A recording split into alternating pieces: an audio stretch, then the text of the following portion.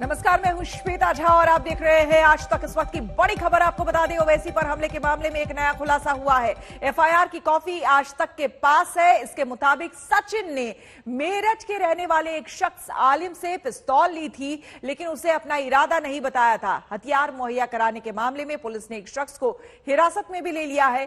सचिन ओवैसी के भाषणों से नफरत करता था और उनका कत्ल करना चाहता था। उसने गोली भी कत्ल के इरादे से ही चलाई थी, लेकिन सचिन के मुताबिक ओवैसी नीचे झुक गए। सचिन के मुताबिक कई दिन से हत्या की साजिश वो रच रहा था। कई सभाओं में गया, लेकिन भीड़ के कारण मर्डर नहीं कर पाया। मेरठ में भी वो ओवैसी की मीटिंग में गया, लेकिन गोली नहीं चला पाया। इसके बाद पिलखवा टोल पर उसने हमला किया। तो ये जो कॉपी है ये हमारे पास है और इसमें तमाम बातें जो लिखी गई है, उसने साफ तौर पर सचिन ने अपना कबूलनामा यहां पर दिया है। सचिन यही वो शख्स है जिसने गोली चलाई थी अजदुद्दीन ओवैसी की कार पर, जिसमें उसने साफ तौर पर कई बातें कही है। तो ये एफआईआर की कॉपी आज तक के पास है और उस एफआईआर की कॉपी में देखिए उसने किस तरह से कबूलनामा किया है। अपने मेरठ के दोस्त आलिम से इसने पिस्टल ली। 9mm की पिस्टल थी, लेकिन आलिम को नहीं बताया था कि ये क्या करना चाहता है। अपने दोस्त शुभम के साथ मिलकर साजिश रची। मेरठ की रैली में ओवैसी का कत्ल करने गया था। इससे पहले भी कई बार इसने कोशिश की, लेकिन भीड़ के कारण गोली नहीं चला पाया। यह साफ तौर पर सचिन ने अपने कबूलनामे में बात कही है। मुझे पता चला कि ओवैसी दिल्ली जाएंगे, मैं पिलखवा टोल पर पहुंच गया। देखिए कैसे कैसे वो बता रहा है कि उसने आगे षड्यंत्र पूरी साजिश रची, लेकिन ओवैसी नीचे झुक गए। ओवैसी जो है वो कार में बैठ गए और सचिन को देख लिया था और वो नीचे झुक गए। मुझे लगा कि गोली उनको लग गई है। तो सचिन को यह लगा कि गोली उनको लग गई है, मैं वहां से भाग गया।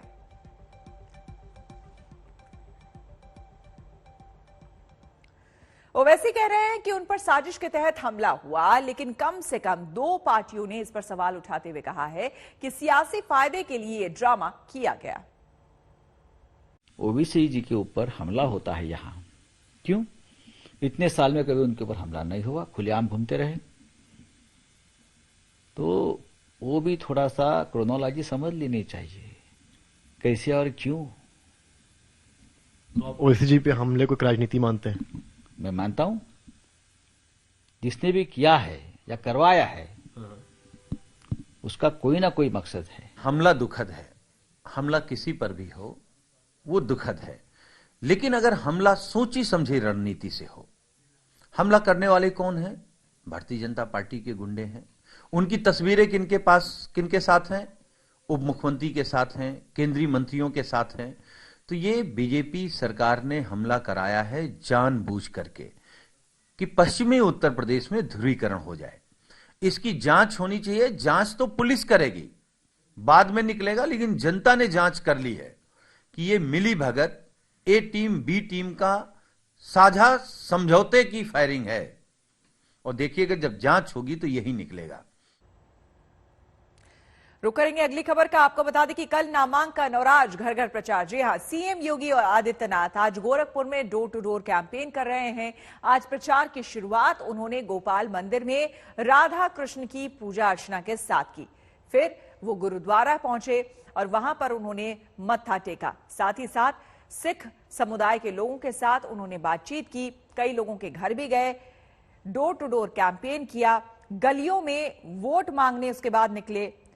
तो तमाम तस्वीरें आपको दिखाते हुए, और कहीं ना कहीं ये तस्वीरें एकता मंच से आपको बता दें कि भाईचारे और सौहार्द की बात की, और ये तस्वीरें ये दिखाने की कोशिश कि समुदाय, हर एक समुदाय के लोगों को साथ लेकर चलना लक्ष्य है। पिछली सरकारों ने अपने लिए सोचा था, उन्होंने व्यापक समाज के बारे में नहीं सोचा। वर्ग संघर्ष की स्थिति पैदा करना चाहते थे, दंगा फसाद करना चाहते थे, व्यापारियों को पलायन करने के लिए मजबूर होना पड़ता था। पश्चिमी उत्तर प्रदेश में क्या अराजकता थी, कैसे ये लोग अव्यवस्था का कारक बनते थे। लेकिन आज हम कह सकते हैं पूरे उत्तर प्रदेश में न केवल कोरोना जैसी महामारी को नियंत्रित किया गया, बल्कि पलायन जैसी बुराइयों को भी रोक लगा करके जो लोग जो व्यापारी उत्तर प्रदेश से पलायन कर गए थे उन्हें वापस उत्तर प्रदेश के अंदर ला करके वे अपना व्यवसाय कर रहे हैं, सम्मान के साथ, सुरक्षा के साथ। बेटियां स्कूल जा रही हैं।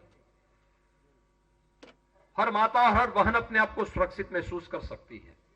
ये हम सब के लिए एक अवसर है। 5 वर्ष का प्रधानमंत्री मोदी जी के मार्गदर्शन में भारतीय जनता पार्टी सरकार का कार्यकाल पूरे प्रदेश की छवि को बदलने, वर्तमान और भावी पीढ़ी के लिए अपने को गौरव से कहने के लिए कि हम भी उत्तर प्रदेश के नागरिक हैं, हम भी गोरखपुर के नागरिक हैं, इस दृश्य बताने के लिए आज बहुत कुछ मौजूद है। न केवल सुरक्षा का एक वातावरण मिला है, बल्कि हर एक फील्ड में उत्तर प्रदेश तेजी के साथ आगे बढ़ता हुआ दिखाई दे रहा है। ये जो सुरक्षा का, विकास का या फिर समाज के हर एक तबके के सम्मान का एक अभियान है, ये रुकना नहीं चाहिए, थमना नहीं चाहिए, ये अनवरत बने रहना चाहिए। और इसके लिए भारतीय जनता पार्टी की डबल इंजन की सरकार आवश्यक है। तो समाज के हर तबके की बात आज योगी आदित्यनाथ ने एक बार फिर की और वही तस्वीरें सामने भी आई। एक तरफ योगी तत्कालीन एसपी सरकार पर जमकर वार कर रहे हैं, तो थोड़ी देर पहले आपको बता दें अखिलेश यादव ने चुन चुनकर हर सवाल का जवाब भी दिया और यह भी कहा कि बीजेपी का इस बार सफाया होना तय है। सुनाए झांसी में मिसाइल बनाना चाहते थे, अभी वहां मिसाइल नहीं बन पाई है, और अलीगढ़ में भी कुछ डिफेंस कॉरिडोर के माध्यम से कुछ बना रहे होंगे। सुनाए कि तोप बनाना चाहते हैं यहां पर, लेकिन कहां है डिफेंस कॉरिडोर?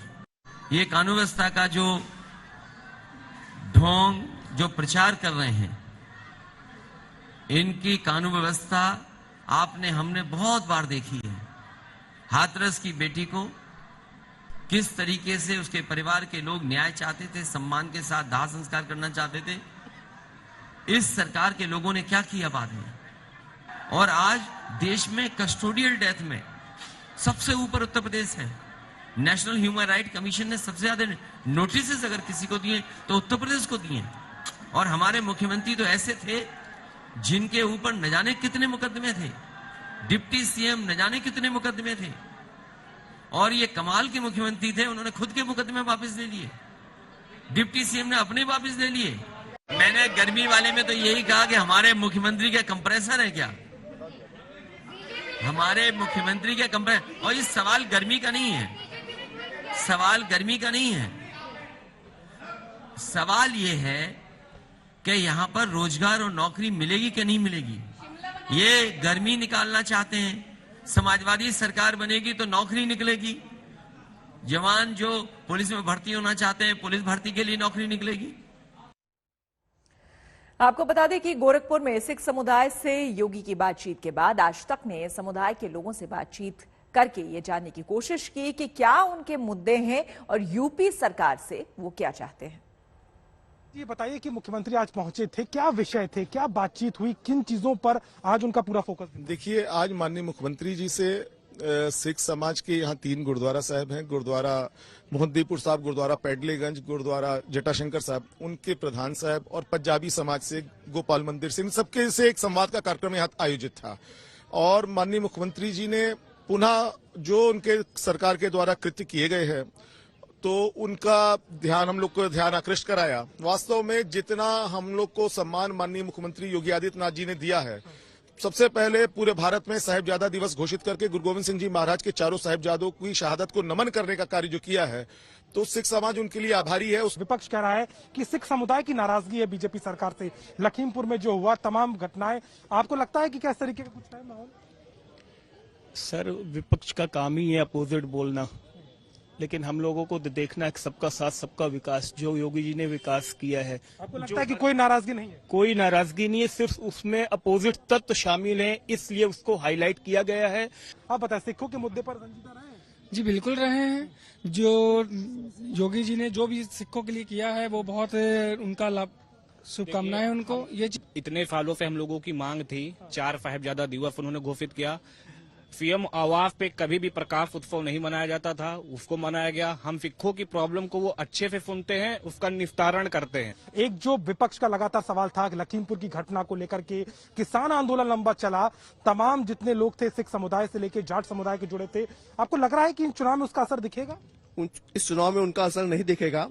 सिख संप्रदाय वो चीज भी देखता है, लेकिन उसके साथ जो भाजपा सरकार योगी महाराज जी ने सिख संप्रदाय के साथ शुरू से किया हुआ, सिख संप्रदाय उसको भी नहीं भूला है। आज आजादी के बाद पहली बार सिख संप्रदाय को ये पता चला है कि वो भी अल्पसंख्यक समुदाय से है, उसको भी जो सुविधाएं मिलती हैं वो भाजपा सरकार के योगी महाराज की सरकार में यूपी के सिख समुदाय को मिली है। आज तक हम लोग को कुछ भी नहीं मिला है। आज तक जो भी फंड आते थे मस्जिदों के निर्माण में जाते थे, कब्रिस्तानों में जाते थे। भारतीय जनता पार्टी की सुशासन की सरकार है। विकास के मुद्दे पे हम लोग चुनाव लड़ रहे हैं और निश्चित रूप से हम लोग 300 का आंकड़ा फिर हम क्रॉस करने जा रहे हैं। विपक्ष तो पूरा मुद्दा विहीन है, कोई मुद्दा नहीं है। उनके राज में जो गुंडे माफिया यहाँ पे पल रहे थे वो उत्तर प्रदेश से पलायन करके हैं। निश्चित रूप से योगी जी की सरकार पुनः बनने जा रही है। क्या समाज जुटा हुआ है या एक है? क्या बीजेपी का काम दिख रहा है यहाँ पर? ऐसा है कि कई जगह दिखता है, जो दिखता है वो बिकता भी है। इनका अगर दिखता है तो वोट मिलेगी। गोरखपुर की भी तस्वीर बदली है 5-6 सालों में यहाँ का। हाँ, गोरखपुर में डेवलपमेंट हुआ है। गोरखपुर में डेवलपमेंट हुआ है, रोडें बनी है, सड़कें बनी है, लेकिन मेन जो युवाओं का जो मेन चीज है रोजगार, ये सबसे बड़ा मुद्दा है। और पंजाब में कांग्रेस के लिए नई मुसीबत खड़ी हो गई है। बागी सुर दिखाते आ रहे मनीष तिवारी को स्टार प्रचारक लिस्ट से बाहर कर दिया गया है। इस पर क्या कहना है मनीष तिवारी का, आज तक ने उनसे खास बातचीत की। सर, ट्वीट से तो ऐसा लगा कि आप नाराज हैं। आपने कहा कि आपको हैरानी होती है अगर आप स्टार कैंपेनर्स की लिस्ट में होती है। इसका क्या मतलब निकाला जाए? इसका वही मतलब है जो ट्वीट कहता है कि मुझे अचंबा होता अगर मेरा नाम उस सूची में होता। मुझे कोई आश्चर्य यानी आप नाराज हैं? नहीं, मेरी कोई नाराजगी नहीं है। जहां तक मुद्दों का सवाल है वो मुद्दे सार्वजनिक हैं, वो आज के नहीं हैं, वो पिछले 20 महीने के हैं। ऐसा भी है कहीं कि पार्टी हाईकमांड अपने पुराने लीडर्स जो ट्रस्टेड चेहरे हैं उनको कहीं ना कहीं निगेट कर रही है, उन्हें साइडलाइन कर रही है, और जो एक पावर टसल है उसको भी हमने देखा है कि किस तरह से सॉल्व नहीं कर पा रही है। अभी नाम अनाउंसमेंट की भी बात चल रही है। तो आपको लग रहा है कि कई ऐसे मुद्दे हैं जो अब ओवरवेल्म कर रहे हैं कांग्रेस पार्टी को और उसका नतीजा कहीं ना कहीं भुगतना भी पड़ सकता है पार्टी को?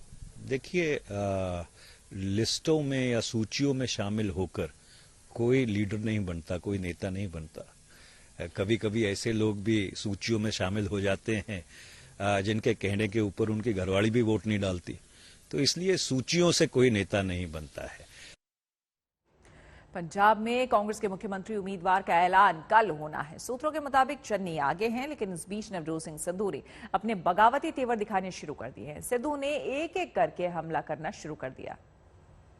पंजाब ਨੂੰ कोई योग बंदा, योग्यता वाला बंदा, ईमानदारी वाला बंदा, निष्ठा वाला बंदा, प्लान वाला बंदा, नीतियां वाला बंदा, अच्छी नीयत वाला बंदा उत्ते चाहिए। जे उत्तों ईमानदारी शुरू होएगी तो थले तक आएगी, उत्तों बेईमानी शुरू हुई है तो हाले तक बेईमानी चलती रही है। फिल्म का हीरो कौन है ये जी जनता देख रही होंगी ना, फिल्म वो तय करती है।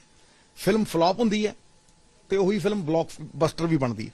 ब्लॉकबस्टर या फ्लॉप करना पंजाब के लोगों का हक है। लोगों का सवाल यह है कि सानू इस किचड़ चो कढ़ेगा कौन, सानू इस दलदल चो कढ़ेगा कौन, एक फिर किद्दां कढ़ेगा।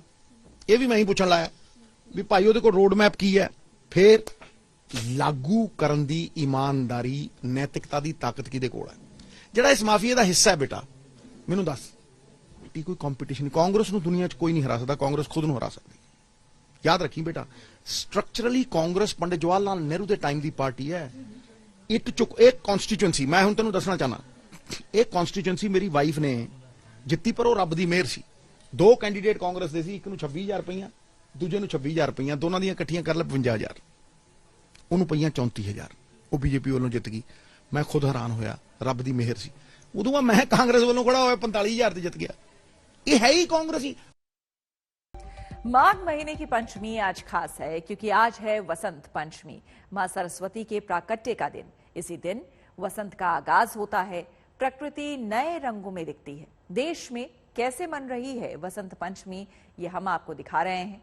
मथुरा से लेकर प्रयागराज तक की रंग बिरंगी तस्वीरें आपके सामने, और ये वृंदावन में आप तस्वीरें देख रहे हैं। बांके बिहारी मंदिर की तस्वीर आपको हम दिखा रहे हैं। आज से आप एक तरीके से समझ जाइए कि यहां से औपचारिक तौर पर होली की शुरुआत हो जाती है। पूरे 1 महीने तक ये उत्सव चलता है, रंगोत्सव। होली के दिन तक अब आज से यहां पर इसी तरीके से गुलाल लगाया जाएगा।